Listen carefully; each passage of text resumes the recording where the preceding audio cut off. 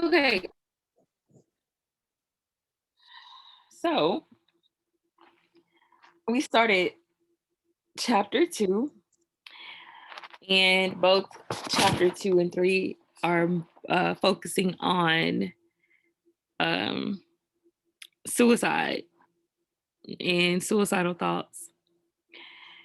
And what she does um, is a good summary of what exactly suicide language is when she talks about what's considered less serious and the things that are considered more serious that people need to pay attention to. Mm-hmm. When the first thing is basically thoughts or ideas about someone ending their life. But she says they're not in a good place, but they're also not likely to be in imminent danger of dying.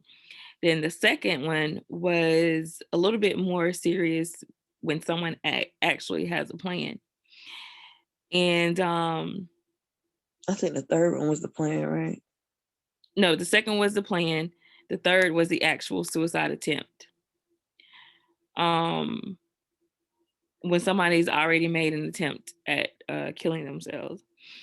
But I thought what was interesting when she, summarized all of that and got to the end, and she said, keep in mind that people do not commit suicide.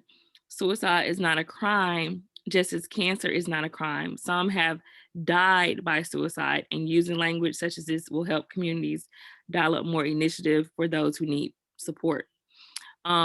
What do you think about that?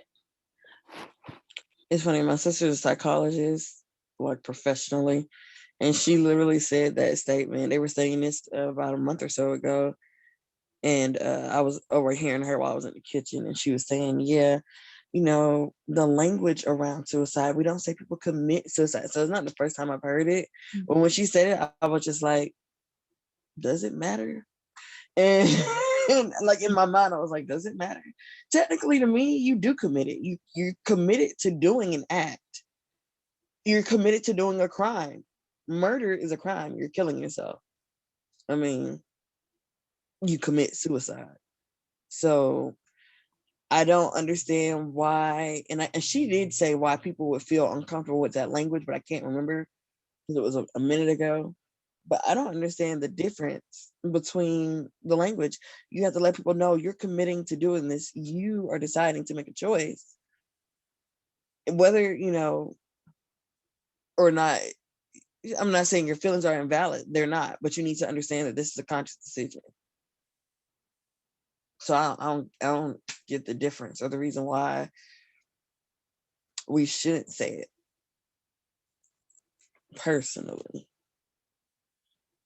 What about you? Hmm.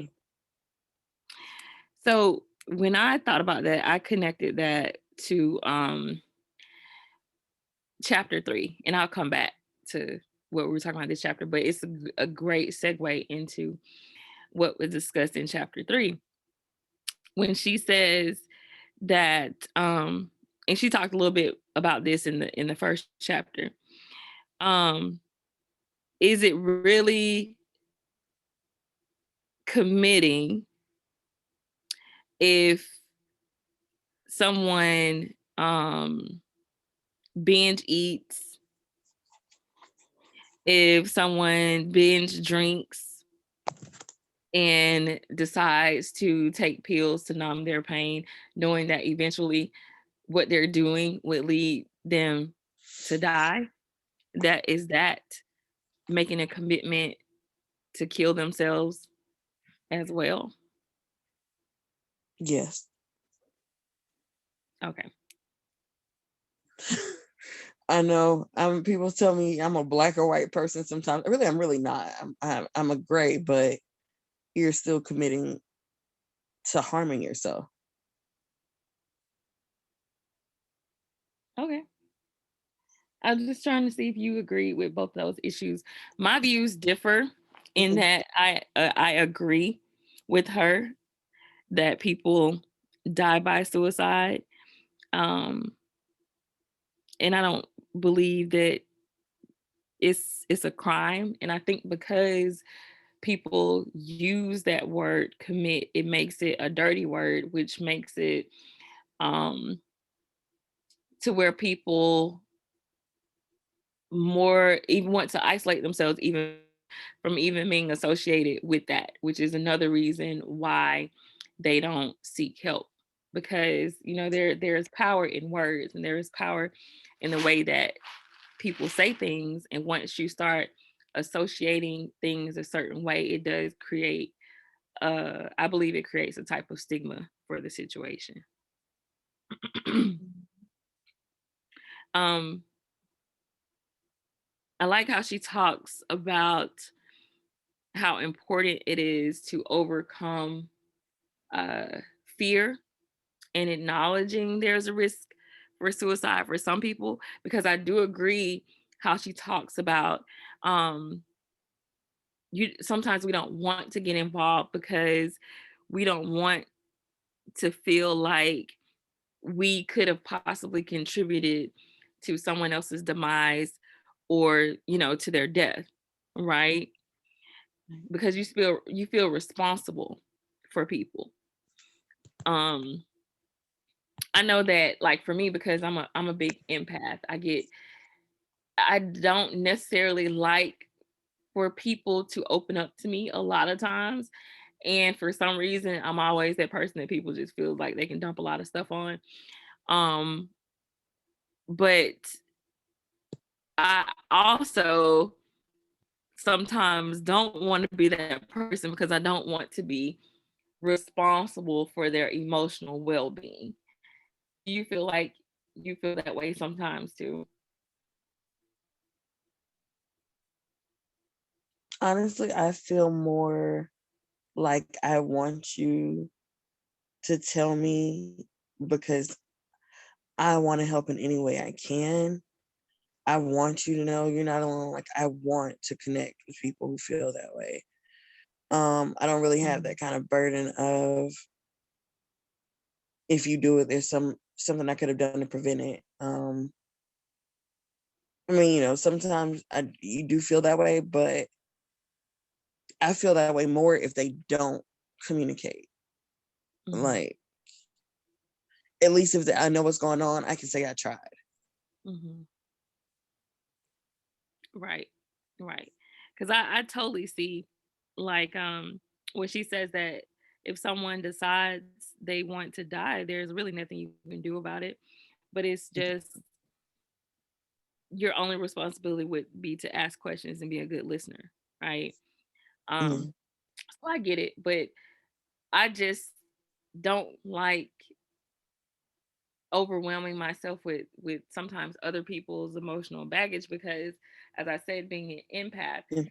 that Yeah. energy becomes my energy.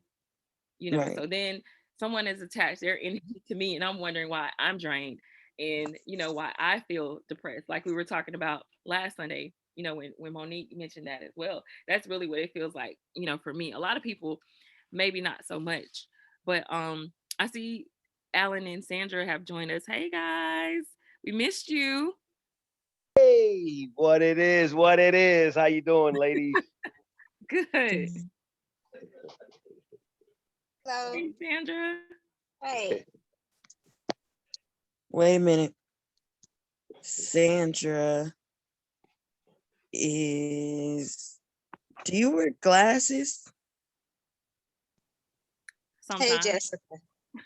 I'm confused. Here we go again. I Right. got to See, say, I just said that. say your shout out. Right. Tell her. You never Here we know. go again. How you doing, Okay. Jessica? Okay. Got your voice now. Yeah, you're the one with glasses. I'm I'm, good. How are you? I'm right. See, it's between you and Nandi. I don't know. Well, no, I got Nandi down pretty well now. I don't know. Mm, It's that's okay. too funny. I can't One this morning, this day. afternoon. One day we'll get it right. Right. I But have never seen y'all in we person. haven't gotten far. We're just at the Yeah. beginning of chapter 2, and talking about the seriousness attributed to different ways of thinking when it comes to suicide. Um and going into what a friend's or a concerned person's responsibility is as far as um, how to help. Basically, that's where we are right now. I do want to let you know, Yashonda, I wasn't, I definitely understand your perspective of it too. I don't knock it. I know a lot of people who feel the way you do, and that's, perfectly fine. It's just for me, I'm opposite, but I do know that because, you take on a lot of emotional baggage, you might not want that. Right, right. I'm the like she was speaking about before. I'm the type of person that's gonna be like, all right, let's go out to eat.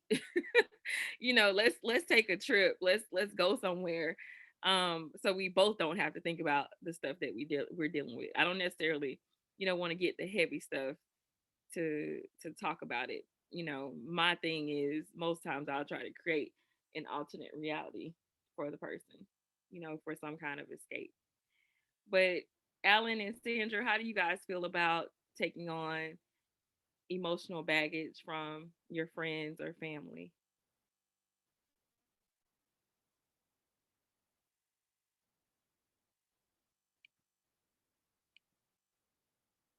Alan, I'm gonna unmute you because you're muted right now. You got me? Can you hear me? Oh yeah, there you go. Yeah. All right. No, for me, it's like, like certain friends of mine. Let me give you a little backstory. I'm a recovering alcoholic, right? And like a lot of my friends, they still are practicing alcoholics, right? So Mm-hmm. I they come at me with a lot of stuff, and sometimes you do feel like, you wanna help and you wanna be there for them. And it's like you do like feel not necessarily responsible, but you just wanna help. And even not even the ones that are, but a lot of people don't really like to open up because, like, I'm a barber, so I get to hear a lot of Oh yeah. stuff. You know what I mean? Like, they talk to me about stuff that they probably won't say nothing to other people. So I get to hear a lot of things. So I mean, I could run the gamut on a lot of stuff that I hear from different people, and I don't try and diagnose nobody, or I just basically just try and give a good ear and be sincere in my listening. I really do Mm-hmm. listen. Because you never know, they might bring it up again, and if I wasn't listening, if I was just aloof about what they was talking about, they might find me unsincere, and I don't Yeah. want to come off. I don't want to come off that way. So I do definitely try and listen. Mhm. That's good. Sandra. Well, I mean, it's a little different for me because, with me being a licensed clinical social worker, Mm-hmm. it's a little bit more difficult to find that balance sometimes. But I have to be very, when I'm with them, that's not my role. But because of my profession, you can't, help but, do that to a certain extent. You can't just totally separate.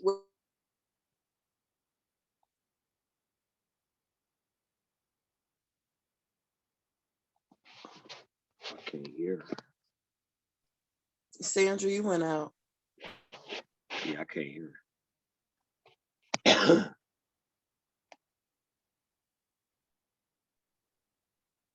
Sandra, you there?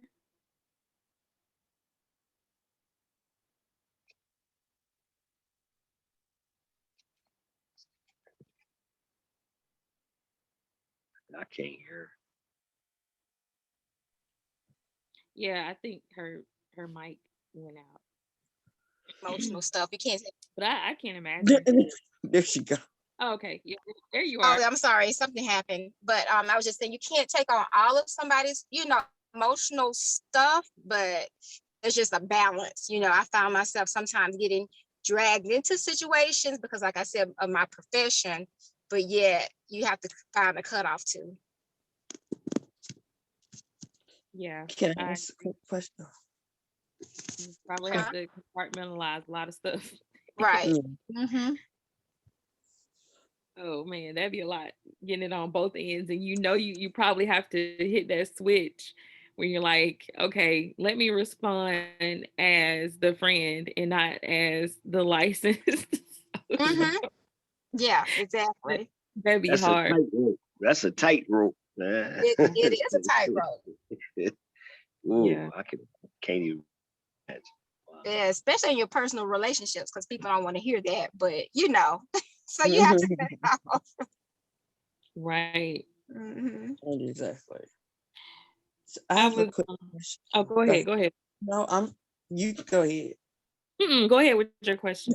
No, I was just gonna say because something Alan said made me think about it when he was like he has to work to actively listen, and I was like, yeah, I think I'm a pretty good listener. And then when he was saying like you don't want people to think that you are aloof or something, I'm just like, why do people say, and I started thinking about my conversation, and I'm like, sometimes I do kind of unfocus because I'm doing something else, or sometimes I actually am listening while I'm playing a game on my second phone or something like. But like, there are people who like. There's this one person there like, do I have your full attention? So I'm not gonna get full. I'm listening to you. I'm just doing something else. And I was like, do you think it's harder now? Like, why suicide has gone up? Because people feel more alone because we're all so much more distracted, like technology wise or any other way. Like, Yeah. we can't sit still. So do you feel like we don't hear each other anymore? Yeah, I think she touched on that too when she was talking about the isolation. And we isolate ourselves. We don't realize we isolate ourselves with electronics and social media because we have things that are taking away our attention from other things. And now I will say there also might be some people, and I put myself in this category sometimes, that they don't intentionally do it, but they have short attention spans. And I'm also that person that's working out a million things in my head when somebody's talking to me as well. And I've done this on occasion. I have to apologize a lot. Sometimes someone may be talking to me and then I'll just blurt out something that has nothing to do with what they were just saying because I'm working out some other things in my head. So I don't know. It may be different for different people. I don't know how y'all feel about it. Nah, I agree with that.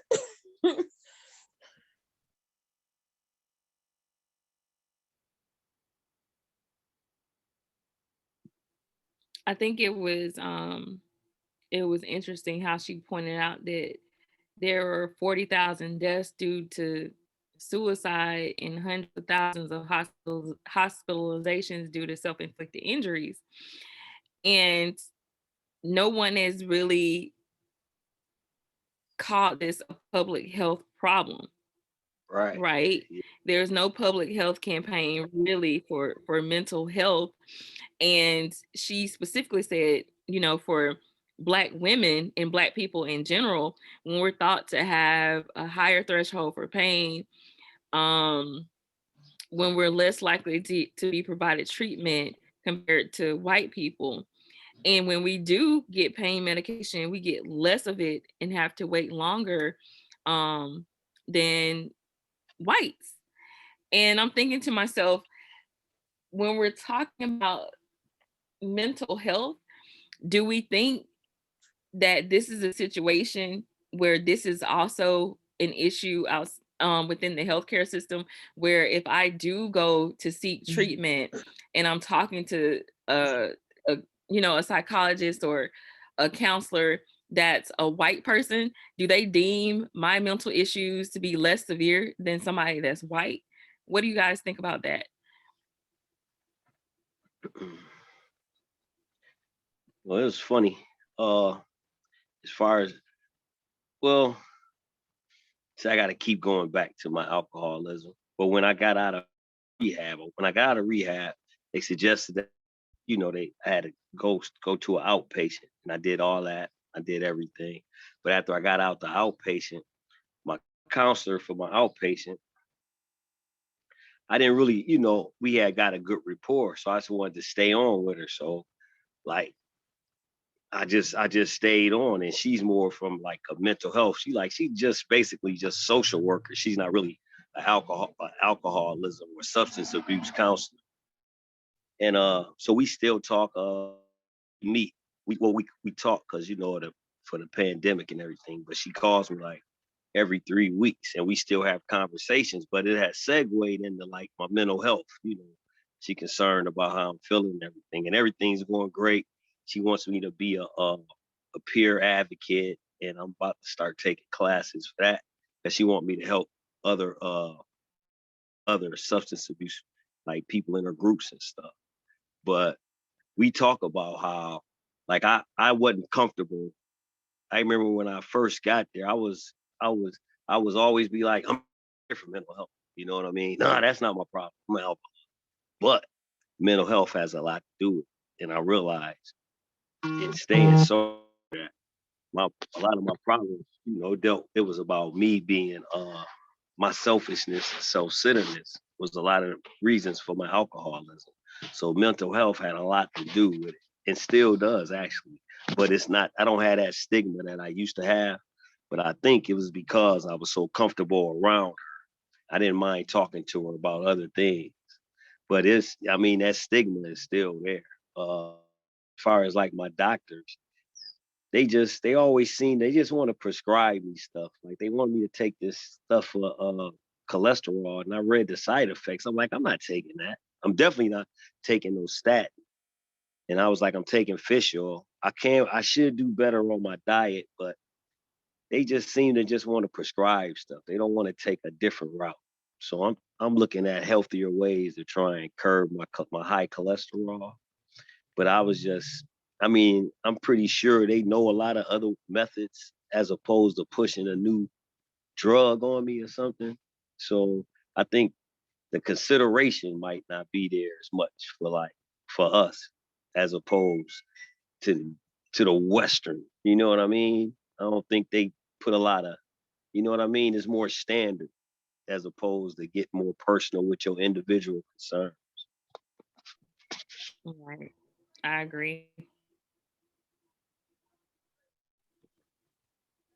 Anybody else want to weigh in? Yashonda, I didn't hear the full question. I'm sorry, mine went out a little bit. What was the question? I was basically asking, with in regards to how we see ourselves as being how white people perceive us as being able to tolerate more pain. We don't get, we don't get taken seriously when we say certain things are wrong. And I was asking, do we think that that's a huge part of like our mental health not being addressed or diagnosed because we're Black, whereas opposed to someone else that's white that goes to a white clinician, they may feel like, oh, okay, well, they really have something going on. Or when they see us, it's like, it's not really anything that they're dealing with. I mean, I definitely feel like we're dismissed more. I mean, I think we talked about that when we were talking about health issues. Mental health is no different.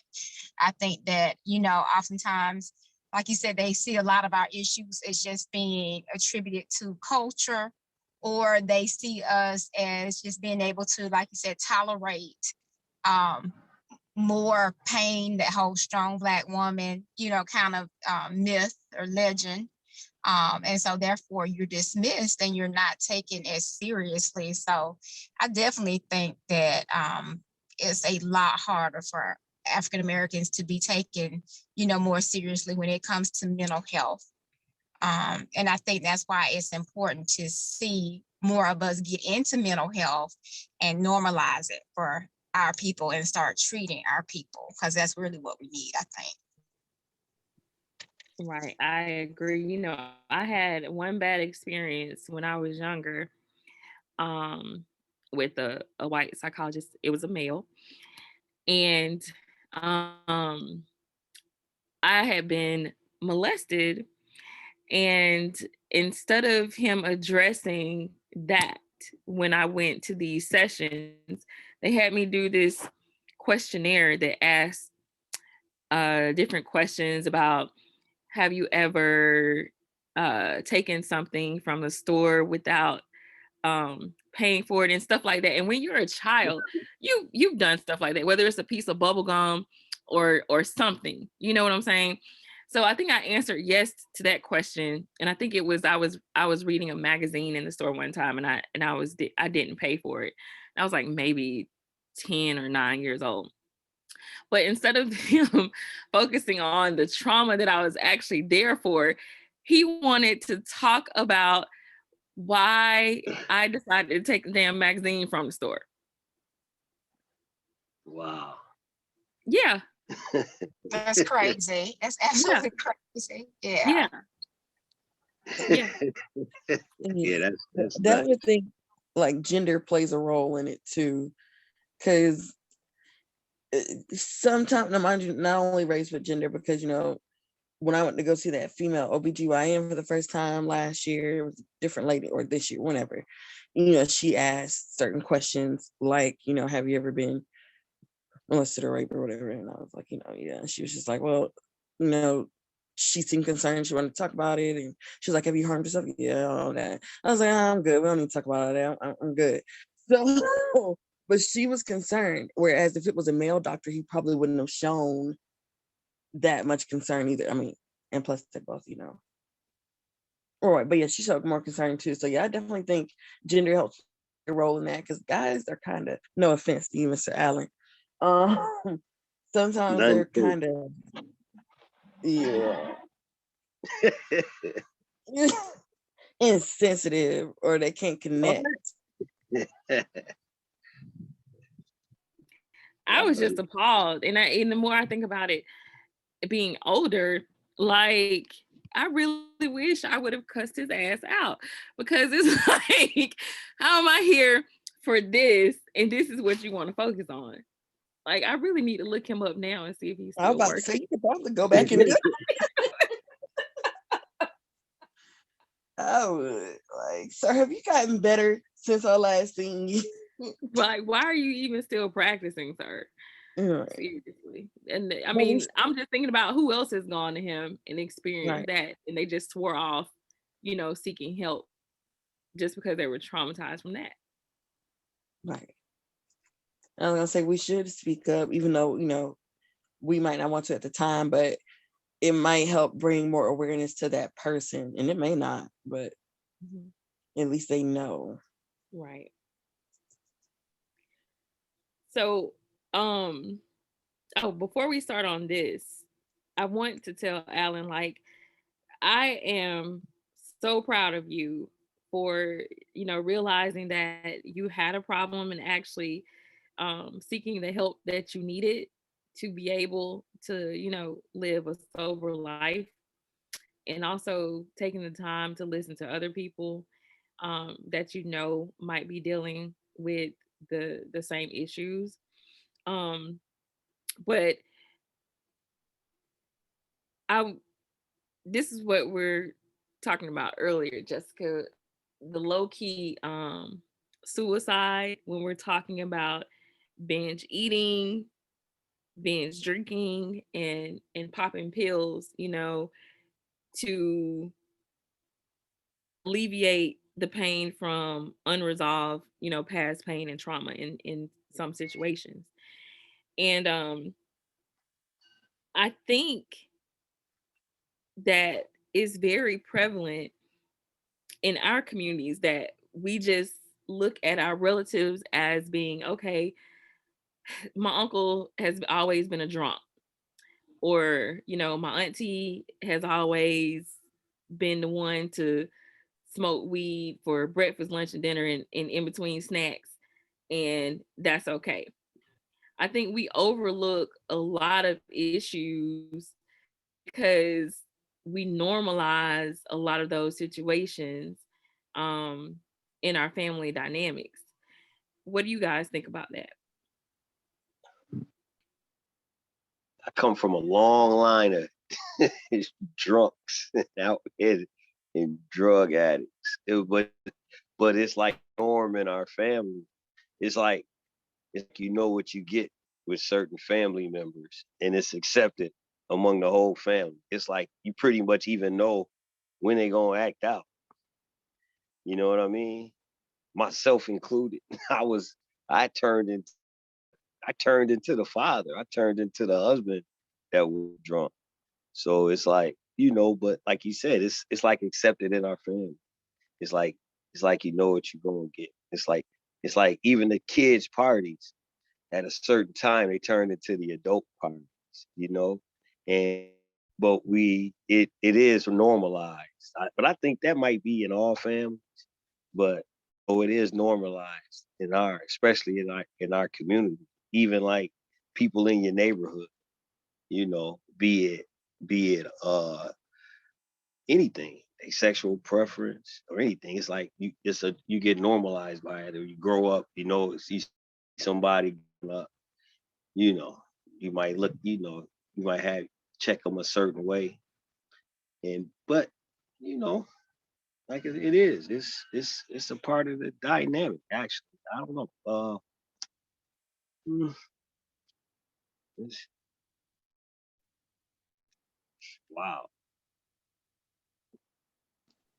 Yeah, I agree. I think sometimes when you grow up, you know, with family members that drink a lot or, have drug issues, like you said, we accept it as that's just how, Uncle so and so is. We don't question it because we don't see other people question it. It's just more like that's who that person is.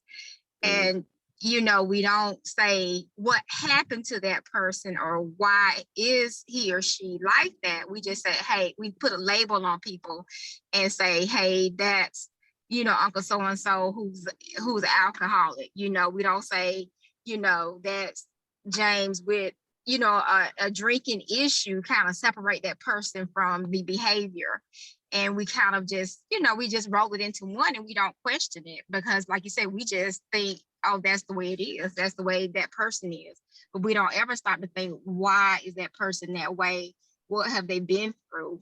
What's causing them to, try to forget their issues or their problems by drinking or doing drugs. Yeah, because it's like you see, it be always that, yo, well, man, he used to be this, he used to be that, smart as a tack, blah blah blah. Mm-hmm. What happened? What happened? Man, somebody either they say they slipped them something or Right. something happened. You don't know you don't know exactly what the underlying issue was, but they not the same no more. But then you just take it as that. It's not like you said. We don't look at the underlying issues, but it'd be like, man, what happened? Never know. It's You know. crazy. Mm-mm. Yeah, I'm dealing with the issue now, like within my family, because my mom is an alcoholic, a functioning alcoholic, and like my brother and sister, we don't have the same father. My dad was never a big drinker or did drugs, but my mom's a functioning alcoholic, and she was on drugs really bad at one point.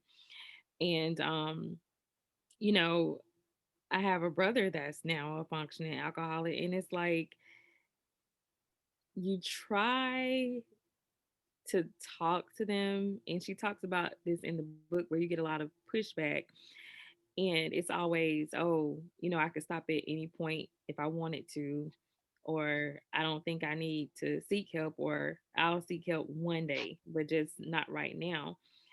And it gets to be hard because you see them slowly killing themselves. And the fact that he's had a lot of friends to die from, kidney failure related to the alcohol, and even the mother of his child who passed away in that manner. All these 30-year-old and below. And it's like, at what point does the person make a choice to stop, and how do you help them get to that point?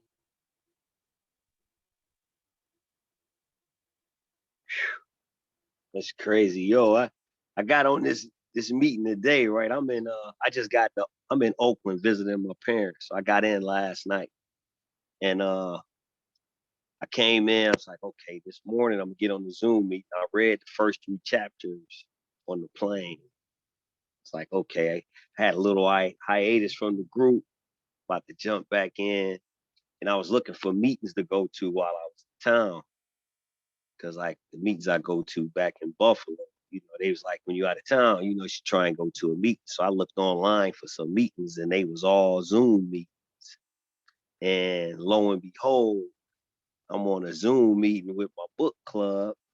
And this is feeling like one of my meetings. And I appreciate you ladies for allowing me and letting me. This is real good for me. I don't have to go to a now when I get off the phone with you guys. This is being very therapeutic for me. And I appreciate you ladies taking the time. This is a perfect topic for me. It's a perfect book for us to be reading. So I want to thank the choices that you made. I think just Shonda, you made the choice for this book. It's a good choice. And I appreciate it. Thank you.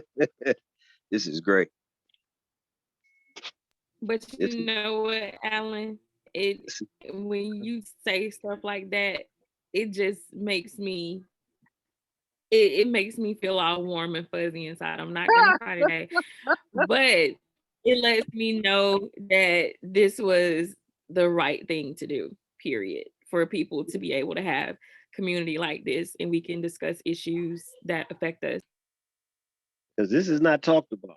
Barbershop don't talk about this. You know what I mean? Cats don't, cats don't want to be vulnerable around a certain group of people. You know what I mean? And trust me, they don't take it this far. You know. They might complain. They complain about the consequences of their drinking and stuff. That's what we want to get rid of. We don't want to deal with the consequences of our drinking. We want all the accolades. We want the fun nights. But they don't want to remember the throwing up in the mornings, and the bills not getting paid, missed opportunities and the missed appointments. So that's not what they want to talk about. And the beat downs and the jumpings and the robberies. They don't want to talk about that. So like I said, this is real good. This is real good. And I mean, we talk about books, we watch movies. I mean, this is a great idea. I was so glad something like this was going on. Like I said, this is not discussed. This is great. So I'm glad you did it. Please keep it up. Sometimes it be a couple people, sometimes it don't. Trust me, this is needed. This is stuff that we need to be discussing in our community for the solutions. And I know it's gonna be solutions coming out of this. Be it just a book club, Zoom meet. This is great. Trust me. And you know what? I'm so glad you touched on that too, because it's something else that I've had in this discussions with my sibling is like they I think that he is consciously making steps because he has started to separate himself from the friends he had before. But the thing that used to piss me off the most is because he lived with me at one point, but you had these friends that would wait on him because he's a truck driver. They couldn't wait for him to get off, work on the weekends because he's going to be the person that buys up all the alcohol for them to have a good time, for them to pay their way, into the club. But then when he gets home, you're missing your cell phone, you're missing your house keys, your car keys, and you're missing your wallet. But these are supposed to be your friends, right? It's all fact. So I get to hear it from somebody else to experience it. So this for me, as you said, it's also therapeutic because I'm like, I know it. Does this happen to anybody else? No, it happened. It happened. It happened. Right. Right. But I think going back to your question, Yashonda and Alan, I would like to get your opinion on this. But that kind of, what makes it enough for everybody is, to me, such an individual thing. Mm-hmm. When they always talk about rock bottom, or that turning point. It just varies from person to person. Yep. And I think at some point you have to hit a wall where it's not, where it, for a long time it's not working for you, but then you have to really realize it and, want to become like almost desperate for that change.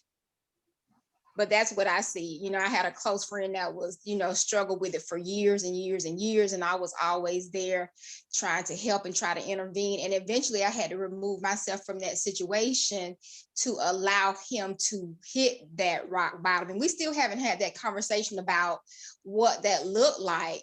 But he was able finally to go get some help and has been sober for like the last 4 years. And I know he has to stay surrounded in his community, attend meetings, but it's just a constant for him. But I just think there is no one answer fits all for, when is enough, because my enough may not be your enough. Right. Right. And like you said, especially when you talk about people that function, that still work, that still make money, that have a place to stay, then it gets really great and fuzzy, for them, because they feel like they're doing okay. Mm-hmm. They're making it. So what are you complaining about? Right. Mm-hmm. And I'm glad that you both, Sandra and Alan, pointed out that when they do decide, that enough is enough, that is not just a one-time situation of seeking help. Like, you continuously have to attend meetings and be conscious of, what you're doing and who you're around, and making sure that you keep yourself centered from any distractions. So it's not, it's a lifelong thing that you have to take up. Right. And the average person, I think they said like relapses 7 times. That's like average. Mm. Yeah. Yeah. I've been to 4 rehabs. I went to 4 rehabs. Only had 1 detox. That was my last one. But I went to 4 rehabs. My license still revoked. I got my license revoked in 2010. I got 4 DWIs. I get the first one removed off my license next year in 2022 because I got my first one in 97. But it's like every the continuing, it's continuous. That's a part of my life. That's why I'm an alcoholic. I'm gonna always be an alcoholic.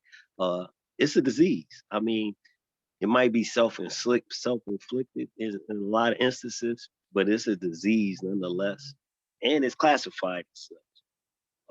But yeah, every day I deal with it. Every day, I'm happy for the day. I don't look, you know, I don't look. I don't say I'm never going to drink again. I just say I'm not going to drink today. If I don't drink today, they give me a chance. I'm not drinking tomorrow.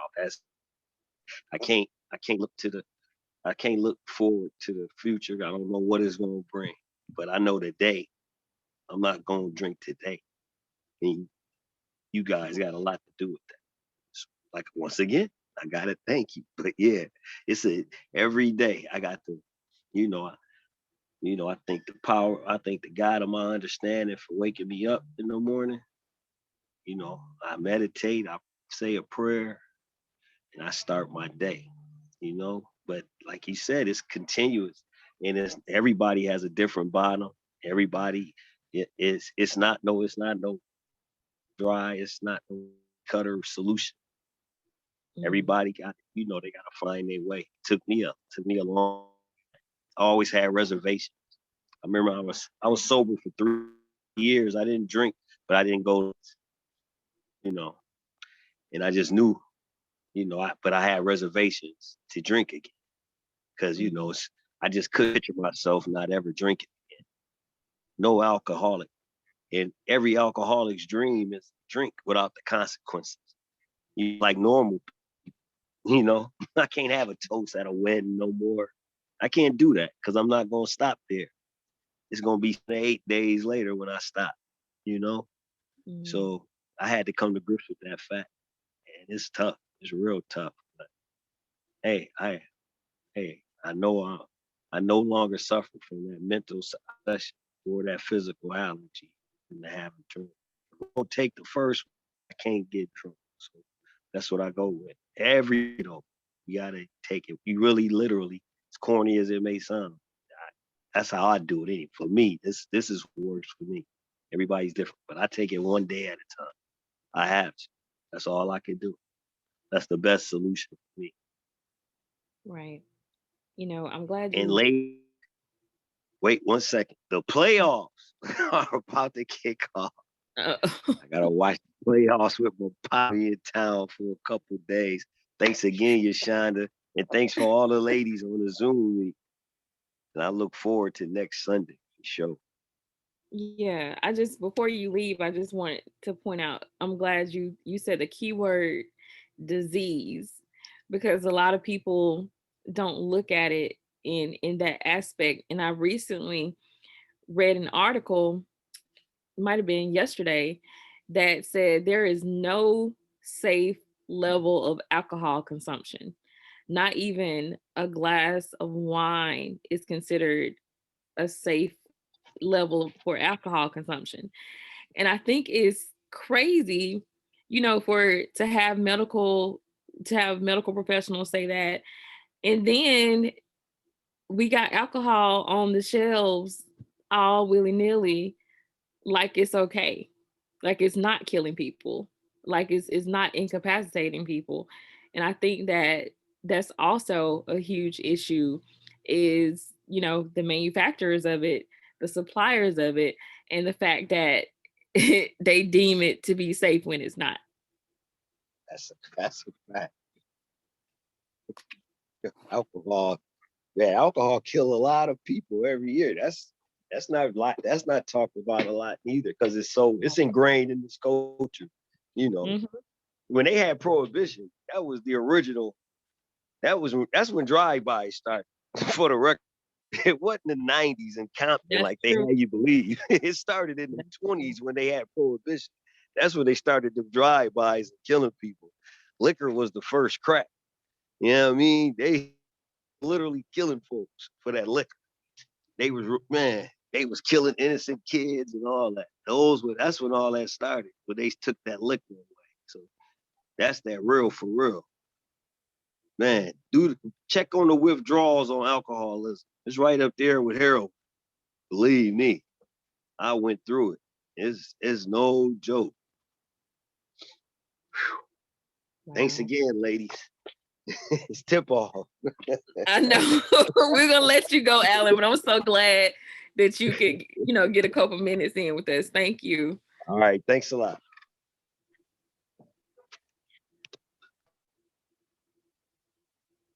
Um, let's see what else I want to touch on.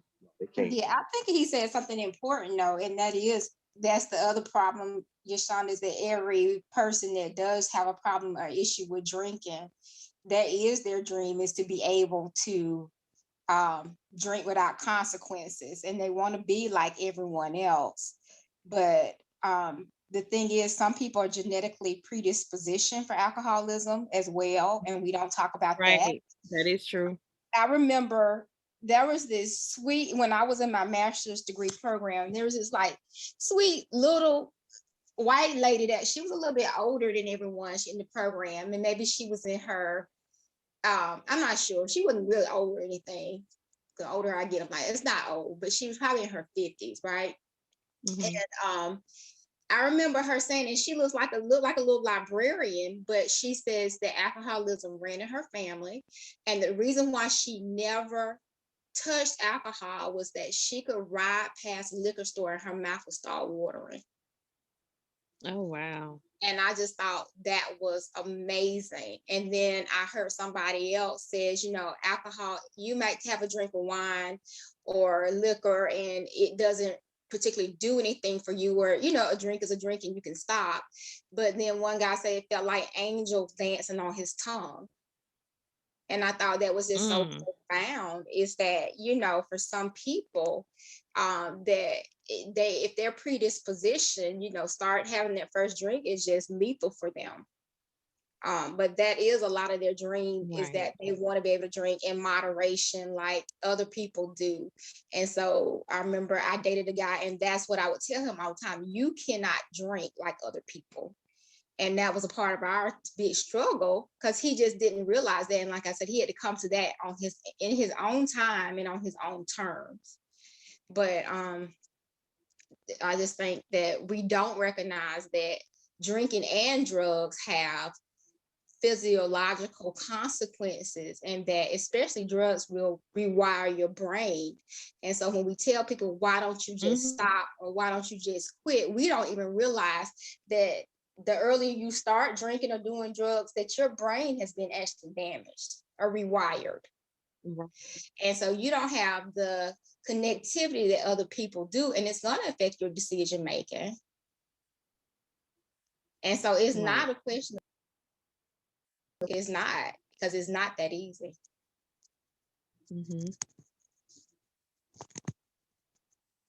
Yeah, I'm glad we're having this discussion. It definitely helps to have, different perspectives, especially from Alan, somebody that has gone through it and still going through it, and how he's coping, his own coping strategies he's developed, to help him get through. Because the most important thing that you point out is that some people are genetically predisposed to it. And I feel like that's the thing with my brother and my sister situation, because it's so deeply ingrained in my mom and their father. And I also saw something interesting, and I can't remember where I read it, but they said that whatever you're putting into your body, whatever you're thinking, and all of your emotions, you transfer to your children as they're being created. So I think that's also something that's interesting as well.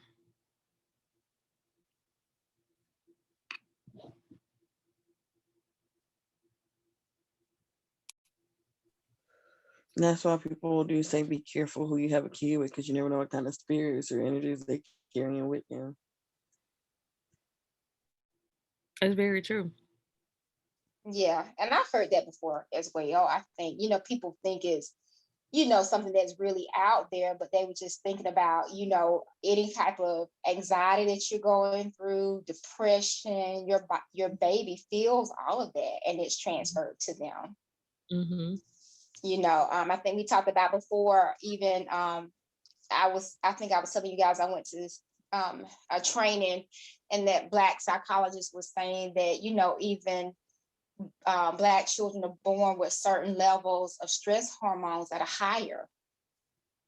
So it's got to be what's being transferred, during that pregnancy. That's got to be one of the main reasons. It can't just be, just happenstance, or this is just something that happens to Black people. It's got to be because of the extra stress and things that we transfer onto our children. Right.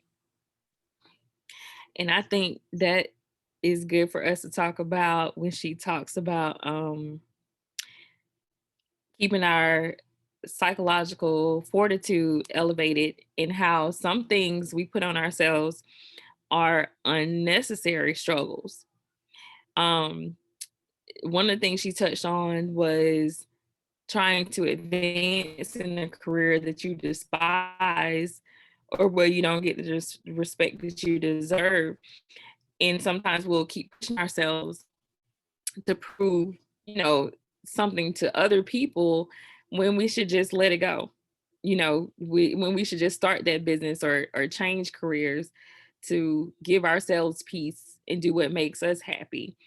Or whether we're trying to keep up appearances with spending money for shoes and handbags and to be at every social event, or pursuing compliments and admiration from other people that don't even really know you. Sometimes we give ourselves unnecessary struggles that make us feel more isolated. Do you ladies agree with that?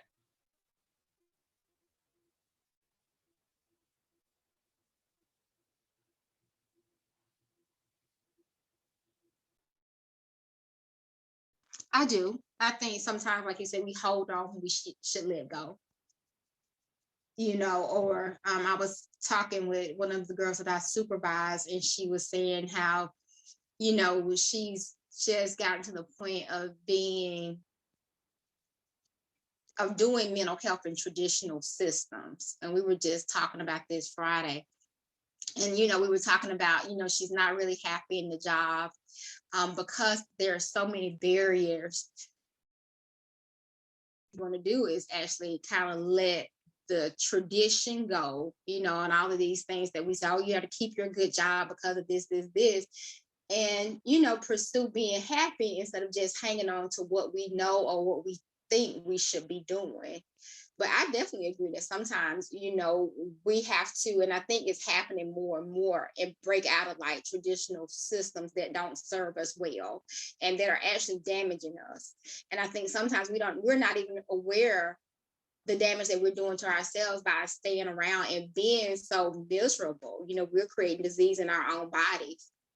We're creating mental health issues for ourselves when we should just say, hey, this is not working for my overall good, and maybe I need to go in a different direction.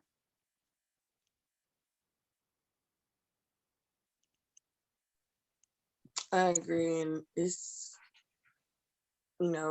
I watch people do it, put that on themselves, and I try to tell them that's not on you. Case in point, my cousin, her mom, she's sick, but she's making herself sick. She doesn't go to her dialysis. She drinks sodas and things she's not supposed to. So, and I've been telling her for years, just move or whatever, because her mom wasn't always bad. And she's just like, my mom, she's sick. But even now, you're stressed. You got 2 kids, and you take care of 2 adults in that house, which is a like an extra room boarder, and then your mom, and you running yourself ragged. And I said, that's not on you. What your mom does, like, I keep telling you that. And so, like, it's a lot of other stuff, but I do see people sit there and put things on themselves they shouldn't. But no matter what, we kind of feel that sense of obligation or hopelessness or something of that nature. So we can't, it's hard to shake.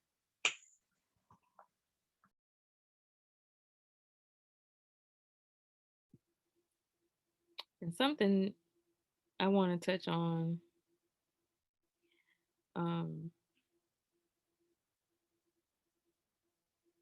that I really didn't know how to take it after reading it, when she talks about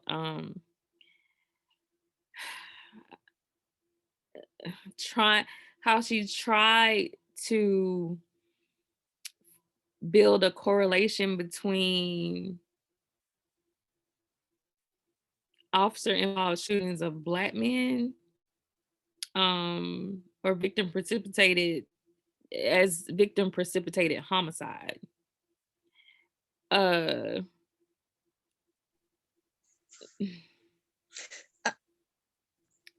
don't know. I don't even know.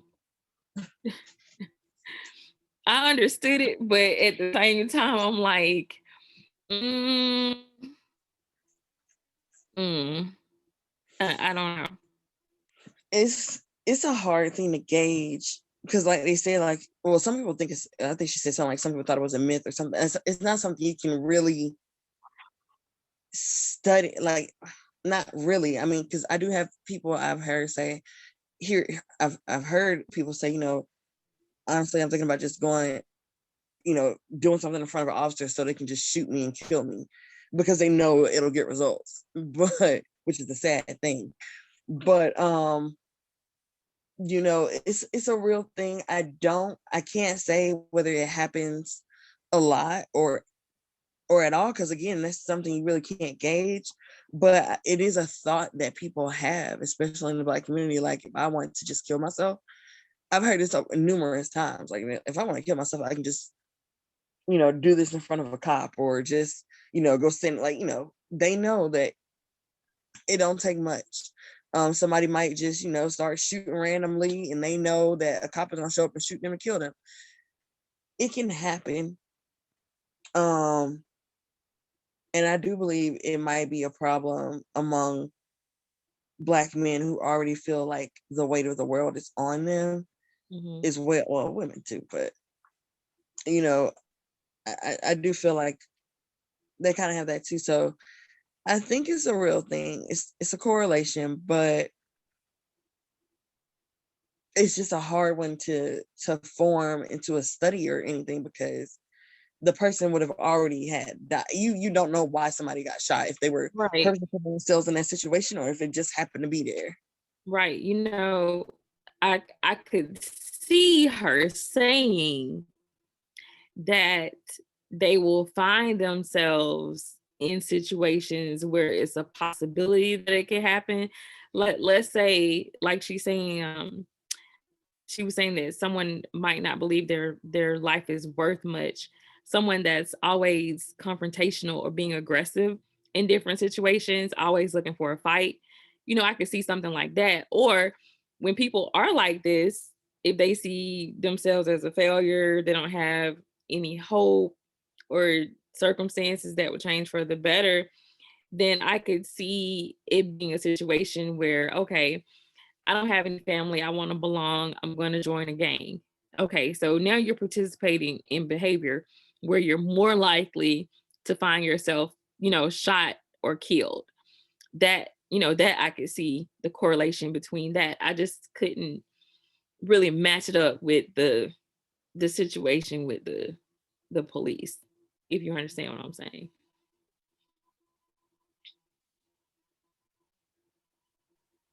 You're saying like you don't. Sandra? Okay. I did not No, read no, that. just that it was hard for me to see that correlation, but I could see the other one. What were you saying, Sandra? What were you saying? You're showing the which correlation did you say? No, I was saying I was having a hard time with her correlation between, you know, that victim perpetuated suicide with the police. If we're connecting that to the homicides that are perpetuated by police against Black men, I couldn't see that correlation, but I could see the correlation between someone putting themselves in a situation that something like that could happen, like joining a gang or something like that. You know what I'm saying? But not necessarily with how she described it. Yeah, I think that's uh, probably what she was talking about is something that happens. You know, because I don't they call it by suicide by cop or something. You know, Right. I think that's. I would like to see the numbers on that. I think that's something that happens very rarely. I don't think it happens a lot. You know, and like you said, to tie it to the homicide rate by police and African American victims, I just think that's too hard. You shouldn't link them all together because I think that's a really small population of people, the suicide by cop thing. I think it does happen. I think that I always call it like passive forms of suicide. When I work with my patients that don't come to their treatments, it's almost like this way of like slowly killing yourself. Um, but I think again that's really a small population. I don't think I would want to link those together either. Yeah, I agree. Mhm. Mm.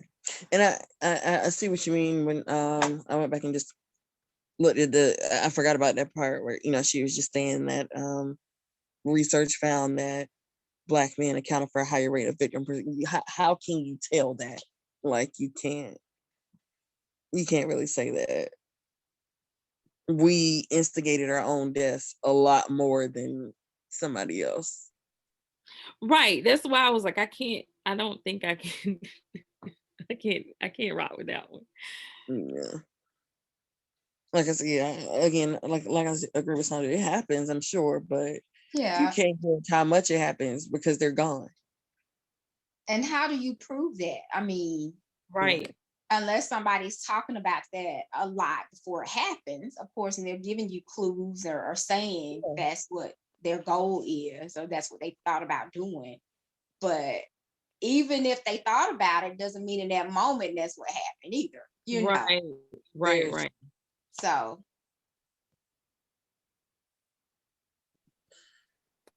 Yeah, that's Okay, that's Yeah, it's pretty deep. you okay.